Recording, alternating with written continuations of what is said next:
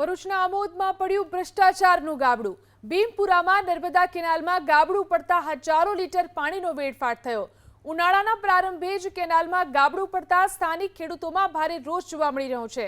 નવાઈની વાત તો એ છે કે 1 વર્ષ પહેલા જ કેનાલનું સમારકામ કરવામાં આવ્યું હોવા છતાં પણ ગાબડું પડતા કામગીરીની ગુણવત્તા પર સવાલ ઉઠી રહ્યા છે।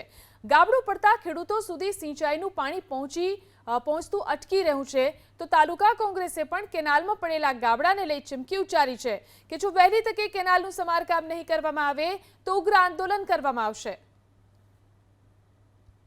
1 વર્ષ બાદ આ કેનાલમાં પાણીનું આવરણ થઈ રહ્યું છે અને આપ જોઈ શકો છો 1 વર્ષ પછી આ કેનાલમાં પાણી આવ્યું તો પણ આ ભ્રષ્ટાચારના પાપે આ 1,000 લાખો ક્યુસેક પાણી વેડફાટ થઈ રહ્યો છે અને અત્યારે ખેડૂતોનો મહામૂલો પાક ઊભો છે અને ખેડૂતોને પાણીની સતત જરૂરિયાત હોવાને કારણે ખેડૂતોને નુકસાન જઈ રહ્યું છે।